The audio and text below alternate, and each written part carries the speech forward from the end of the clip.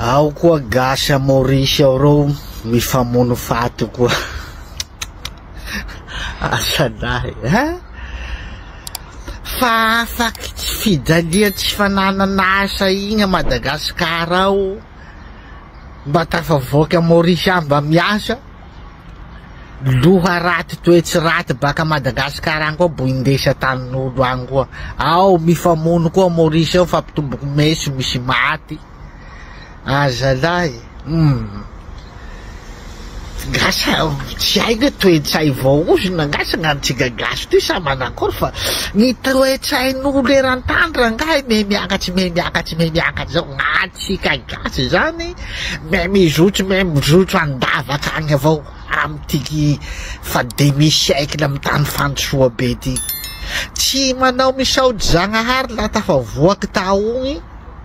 mialan tsy fisian'asa somera miriorio fahatany ao farany manao jombily roasy ao mangalatsy mba mana chance tafavoaky ivelany aty koa mihila hagadrako koa ro hiboany ivelany izy mazava hoazy moa fa higadra na le olo tomboky mesy zany higadra ny tanin'olo agny mampalelo toetsay gasy tena tsy haiko fa tsy haitena zany ny volanazy fa raty amy resaky politiky fa raty amy resaky toetsaina tsy mety miova mihitsy ny loatsy Ndragnahary toy gasy toy nanao akory loatsy tsy misy raha lafiny mba mahasoa atsika zany mihitsiny zany ndre kelikely tena mampalahelo. Soa avao aloha zahay gasy a France aty mbo tsy nahita zao mo gasy mifamono zany ndraiky na hoe roy gasy mialy amoron-dala roy gasy samy gasy non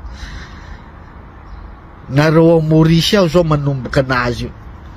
nareo gasy a Maurice ao fa la gasy France aloha tsy isan'izany mihitsiny sady gasy a France atiky magnaja lalàna iaby koa